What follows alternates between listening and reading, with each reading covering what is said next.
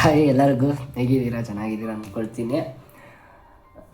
ಹೀಗೆ ಒಂದೆರಡು ವಿಡಿಯೋಸ್ ನೋಡಿದೆ. ಸೊ ತುಂಬಾ ಅದ್ರ ಬಗ್ಗೆ ಒಂದು ಸ್ವಲ್ಪ ಮಾತಾಡಬೇಕು ಅಂದ್ಕೊಂಡೆ.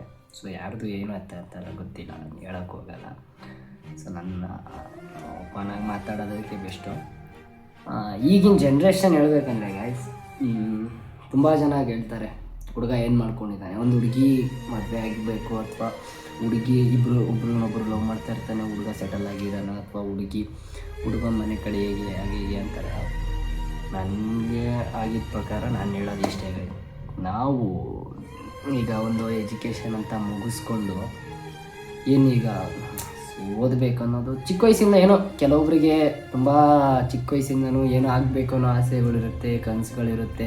ಸುಮಾರು ಜನಕ್ಕೆ ನಾನು ಪೊಲೀಸು, ಡಾಕ್ಟರು, ಇಂಜಿನಿಯರು, ಏನೇನೋ ಮಾಡಬೇಕಂತ ಇರುತ್ತೆ. ಬಟ್ ಅದು ಕನಸನ್ನ ಹೊತ್ಕೊಂಡು ಮಿಡಲ್ ಕ್ಲಾಸ್ ಹುಡುಗರ ಬಗ್ಗೆ ಮಾತ್ರ ಹೇಳ್ತಾ ಇದ್ದೀನಿ. ಬೇರೆ ಅವ್ರಿಗೆಲ್ಲ ಗೊತ್ತಲ್ಲ, ನಿಮಗೆ ಮಿಡಲ್ ಕ್ಲಾಸ್ ಹುಡುಗರ ಲೈಫ್ ಹೇಗಿರುತ್ತೆ ಅನ್ನೋದನ್ನ ಮಾತ್ರ ಫ್ರಾಂಕ್ಟಾಗಿ ಹೇಳ್ತೀನಿ. ಅಂದರೆ ಈ ಕಡೆ ಗೈಸ್, ಒಂದು ನನ್ನ ಪರ್ಸ್ನಲ್ಲಾಗಿ ನನಗೆ ಎಫೆಕ್ಟ್ ಆಗಿದ್ದು ಅಂದರೆ ಇದು ತಪ್ಪಾಗಲಾರ್ದು. ಸೊ ಸುಮಾರು ಜನ ಕೇಳ್ತಾರೆ, ಸಮ್ ಫ್ಯಾಮಿಲಿ ರಿಲೇಷನ್ಸ್ ಆಗಿರ್ಬೋದು, ಸುಮಾರು ಜನ ಕೇಳಿದ್ದಾರೆ, ಏನು ಮಾಡ್ತಾ ಇದೆಯಾ, ಈಗಷ್ಟೇ ಓದಿ ಮುಗೀತು, ಸೆಕೆಂಡ್ PU ಮುಗಿಸ್ಕೊಂಡೆ, ಮುಂದೆ ಏನು ಮಾಡ್ತೀಯಾ, ಡಿಗ್ರಿ ಓದ್ತೀಯಾ? ನನಗೆ ಒಂದೇ ಗೈಸ್, ಡಿಗ್ರಿ ಓದಿದ್ರೆ ಏನು ಸಿಗುತ್ತೆ ನನಗೆ? ಸೊ ಈಗ ಸೆಕೆಂಡ್ PUC ಓದಾದ್ಮೇಲೆ ಗೊತ್ತಾಯಿತು ಡಿಗ್ರಿ ಮಾಡಿದ್ರೆ ವೇಸ್ಟ್ ಅಂತ. ಸೊ ಹಂಗಾಗಿ ನಂಗೆ ಡಿಗ್ರಿ ಬೇಡ, ಏನಾದರೂ ಮುಂದೆ ಏನಾದರೂ ಮಾಡಬೇಕು ಅಂತ ಅಂದ್ಕೊಳ್ತೀನಿ. ಬಟ್ ಆದರೆ ಇದ್ರ ಮಧ್ಯ, ಸೊ ಈಗ ನಾನು 2021 ಏಜು, ಇನ್ನು 5 ಇಯರ್ಸಲ್ಲಿ ಸೆಟ್ಲ್ ಆಗಬೇಕು ಅಂತಾರೆ ಗೈಸ್. ಹಿಂಗೆ ಸೆಟ್ಲ್ ಆಗೋಕ್ಕಾಗುತ್ತೆ? ಒಂದು ಒಳ್ಳೆ ಕೆಲಸ ಇಲ್ಲದೆ ಸೆಟಲ್ ಹೆಂಗೆ ಆಗ್ತೀವಿ? ಅದು ಹುಡುಗಿರು ಕೇಳ್ತಾರೆ ನನಗೆ, ತುಂಬ ಜನ ಹುಡುಗಿರು ಕೇಳ್ತಾರೆ, ಅವರವರ ಬಾಯ್ ಫ್ರೆಂಡ್ಸ್ಗೆ ಈ ಥರ ಇರಬೇಕು, ಆ ಥರ ಇರಬೇಕು, ನೀನು ಬೇಗ ಸೆಟಲ್ ಆಗು, ನನ್ನ ಮನೆಗೆ ಕೂರಿಸ್ತೀನಿ, ನನ್ನ ಮನೆಗೆ ಮಾತಾಡೋಣ ಬೇಗ. ಆದರೆ ಒಬ್ಬ ಹುಡುಗ ಎಷ್ಟು ಟಾಸ್ ತೊಗೊಳ್ತಾನೆ ಅಂದರೆ ಒಂದು ಜೀವನ ಸೆಟಲ್ ಮಾಡ್ಕೊಳ್ಳೋಕ್ಕೆ ಅಂತ ನಾನು ಬಿಫೋರ್ ನನ್ನ ಪರ್ಸ್ನಲ್ ನಾನು ಅನುಭವಿಸ್ತಾ ಇರೋದನ್ನ ನಾನು ಹೇಳ್ಕೊಳ್ತಾ ಇದ್ದೀನಿ ಅಷ್ಟೇ. ಸುಮಾರು ಕಡೆ ಟ್ರೈ ಮಾಡ್ತೀನಿ, ಎಲ್ಲೂ ಏನೂ ಸಿಗಲ್ಲ, ಯಾವುದೇ ರೀತಿ ಅಂತ ನನ್ನ ಮೈಂಡ್ ಪ್ರಕಾರ ಗೈಸ್. ನನಗೆ ಈ ಜೀವನದಲ್ಲಿ ನನಗೆ ಆ ಥರ ಆಗಬೇಕು, ಈ ಥರ ಆಗಬೇಕು, ಏನೋ ಆಗಬೇಕು, ಅದು ಯಾವುದೂ ಇಲ್ಲ. ನನ್ನ ಜೀವನ ಹೆಂಗೆ ಹೋಗುತ್ತೆ ನಾನು ಹಂಗೆ ಹೋಗಬೇಕು, ಅಷ್ಟೇ ನನಗಿರೋದು. ಸೊ ಅಷ್ಟೇ, ನನ್ನ 10 ರೂಪಾಯಿ ದುಡಿದ್ರು ನೆಮ್ಮದಿಯಾಗಿ ದುಡಿತೀನಿ, ಸಾಕು, ಅಷ್ಟೇ ಸಾಕು, ನನಗೆ ಬೇರೆ ಏನೂ ಬೇಡ. ಬಟ್ ಆದರೆ ಸುಮಾರು ಜನ ಕೇಳ್ತಾರೆ, ಏನು ಮಾಡಬೇಕಂತ ಇದೆಯಾ ಲೈಫಲ್ಲಿ, ನನಗೆ ಏನು ಮಾಡಬೇಕು ನನಗೆ ಗೊತ್ತಿಲ್ಲ, ನನಗೆ ಮುಂದೆ ಏನಾಗ್ತೀನೋ, ನನಗೆ ಏನು ಮಾಡ್ತೀನೋ ಮತ್ತು ನಾನು ಸಾಧನೆ ಮಾಡ್ತೀನಿ, ಒಂದು ಸಾಧನೆ ಮಾಡಲ್ಲ. ನನ್ನ ಮೇಲೆ ನನಗೆ ನಂಬಿಕೆ ಎಲ್ಲ ಗೊತ್ತಾಯಿತು, ಯಾವುದೇ ರೀತಿ ಸಾಧನೆ ಏನಾಗಿದ್ನೇನೋ ಅನ್ನೋದನ್ನ ಮಾಡೋಕ್ಕೆ ಹೋಗಲ್ಲ ನನ್ನ ಲೈಫಲ್ಲಿ. ಬಟ್ ಆದರೆ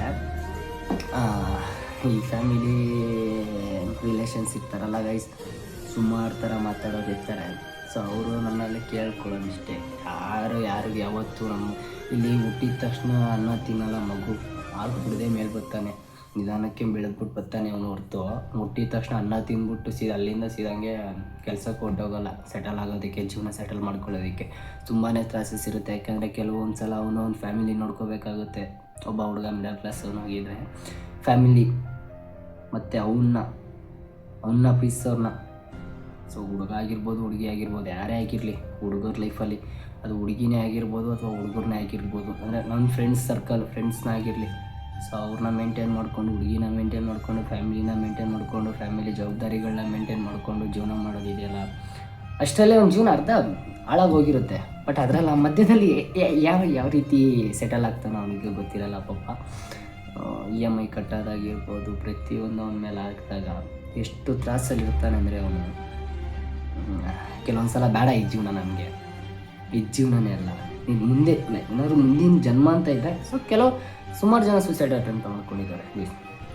ಇದೆಲ್ಲ ಜಿಗುಪ್ಸೆ ಆಗಿ ಒಂಥರ ಏನೋ ಒಂಥರ ಒಂದು ಮೈಂಡ್ ಸೆಟ್ಟಲ್ಲಿ ಕೆಲವೊಬ್ಬರು ಕುಗ್ಗಿದ್ದಾರೆ, ಕೆಲವರು ಡಿಪ್ರೆಷನ್ಗೆ ಹೋಗಿದ್ದಾರೆ. ಈ ಥರ ಆಯಿತು ನನ್ನ ಲೈಫು, ಮುಂದೆ ಏನು ಮಾಡೋಣ, ಏಕೆ ಎತ್ತ. ಸೊ ಕೆಟ್ಟ ಟೈಮ್ ಬಂದಾಗ ತಾನು ಲವ್ ಅಂತ ಮಾಡ್ತಾ ಇರ್ತಾರಲ್ಲ ಹುಡುಗಿ, ಸೊ ಕೆಲವೊಬ್ರಿಗೆ ಅವರು ಬಿಟ್ಟು ದೂರ ಹೋಗ್ಬಿಡ್ತಾರೆ. ಸೊ ಇವ್ನಿಗೆ ಇನ್ನೇನಾಗಲ್ಲ, ಇವ್ನ ಕೈಲಿ ಇನ್ನೇನಮ್ಮ ಕಿಸಿಯೋಕ್ಕಾಗಲ್ಲ, ಇಷ್ಟೇ ಒಂದು ಲೈಫು, ಹಿಂಗೆ ಹೋಗ್ತಾನೆ, ನಾನು ಅವನಿಂದ ಹಂಗೆ ಹೋಗ್ಬೇಕಾಗುತ್ತೆ, ಇವ್ನ ಮೇಲೆ ಬರಲ್ಲ ಅಂತ. ಸೊ ಎಲ್ಲೋ ರೇರ್ ಅನಿಸುತ್ತೆ, ನೀನು ಬಿದ್ದಾಗ ನಾನು ನಿನ್ನ ಹಿಂದೆ ಇರ್ತೀನಿ ಅಂತ. ಸೊ ಅಂಥವ್ರು ಸಿಕ್ಕಿದ್ದೀರಾ, ಸೊ ತುಂಬಾ ಉಪಕಾರ. ಅಂಥವ್ರು ಕೆಲವೊಬ್ರಿಗೆ ಸಿಕ್ಕಿಲ್ಲ, ಅಥವಾ ಬ್ಯಾಡ್ ಲಕ್ ಅನಿಸುತ್ತೆ, ನನಗೆ ಗೊತ್ತಿಲ್ಲ ಗೈಸ್. ಬಟ್ ಆದರೆ ಒಬ್ಬ ಮನುಷ್ಯ ದುಡ್ಡು ಮಾಡೋದಕ್ಕೆ ಅಂತ ನಿಂತರೆ ತಲೆ ಹೊಡೆದು ದುಡ್ಡು ಮಾಡೋದು ದೊಡ್ಡ ವಿಷಯನೇ ಅಲ್ಲ ಗೈಸ್.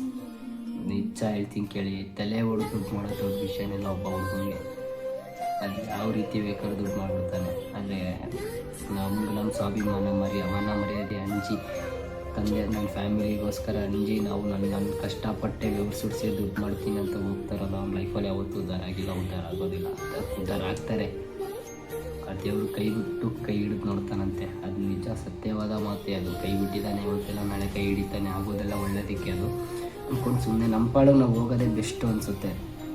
ಯಾಕಂದರೆ ತಲೆ ಹೊಡೆದು ದುಡ್ಡು ಮಾಡೋದು ದೊಡ್ಡ ವಿಷಯನೇ ಅಲ್ಲ, ಮ್ಯಾಟ್ರೇ ಅಲ್ಲ. ದೊಡ್ಡದೇ ತಲೆ ಒಂದೊಂದು ಹೋಗೋದು ಹೇಗೋ ಇರುತ್ತೆ. ಬಟ್ ಆದರೆ ಫ್ಯಾಮಿಲಿ ಅಂತ ಇರುತ್ತಲ್ಲ ಒಂದು, ಅದಕ್ಕೆ ಅದು ಎದುರುತ್ತಾನೆ ಅಷ್ಟೇ. ಪ್ರತಿಯೊಬ್ಬ ಹುಡುಗರು ಅವ್ರ ಫ್ಯಾಮಿಲಿಗೋಸ್ಕರ ಎದುರಿ ಅವ್ರ ತನವನ್ನು ಅವರೇ ಮರ್ತಿರ್ತಾರೆ. ಅದು ನನ್ನ ಲೈಫಲ್ಲಿ ಆಗಿರ್ಬೋದು. ನಾನು ನನ್ನ ಫ್ಯಾಮಿಲಿಗೆ ಎದುರಿ, ಸೊ ನನ್ನ ಮನೆ ಬಾಗಿಲಿಗೆ ಯಾರು ಬಂದು ನಾನು ಜಗಳ ಆಡ್ಬಾರ್ದು, ನಮ್ಮಪ್ಪ ನಮ್ಮ ತಂದೆ ತಾಯಿ ಜೊತೆ ಯಾರು ಜಗಳ ಆಡಬಾರ್ದು, ನಿನ್ನ ಮಗ ಇಂಥವನಂತ ಊರಲ್ಲಿ ಯಾರು ಹೇಳ್ಬಾರ್ದು, ನಿನ್ನ ಏರಿಯಾದಲ್ಲಿ ಯಾರು ಹೇಳ್ಬಾರ್ದು ಅನ್ನೋ ಒಂದು ಕಾರಣಕ್ಕೆ ನನ್ನ ತನ್ನನ್ನು ನಾನು ಮುಚ್ಚಿಕೊಂಡು ನಾನು ಜೀವನ ಮಾಡ್ತಾಯಿದ್ದೀನಿ. ಅದು ತಪ್ಪಾಗಲಾರ್ದು. ಸುಮಾರು ಜನ ಬೇರೆ ಥರ ಮಾತಾಡಿದ್ದೀರಾ, ಬಟ್ ಐ ಡೋಂಟ್ ಕೇರ್. ಗೊತ್ತು ನನಗೆ, ನಾನು ಹೆಂಗಿದ್ದೀನಿ ಅನ್ನೋದು ನನಗೆ ಚೆನ್ನಾಗಿ ಗೊತ್ತು. ನಾನು ಹಂಗೆ ಇರ್ತೀನಿ.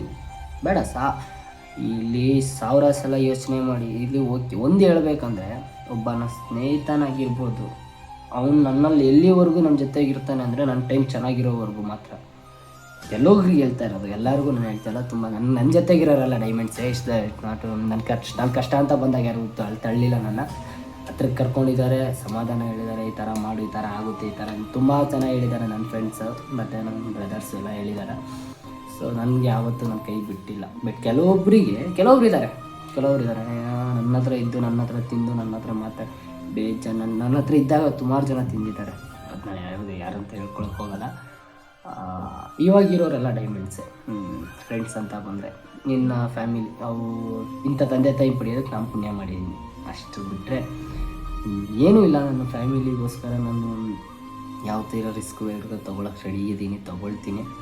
ಇವತ್ತಿಗೂ ಕೈ ಬಿಟ್ಟಿಲ್ಲ ನನ್ನ ಫ್ಯಾಮಿಲಿ. ನನ್ನ ಹೊರಗಡೆ ಎಲ್ಲರೂ ಕೈ ಬಿಟ್ಟರು ನನ್ನ ಫ್ಯಾಮಿಲಿ ಕೈ ಬಿಡೋಲ್ಲ ಅನ್ನೋ ನಂಬಿಕೆ ನನಗಿದೆ.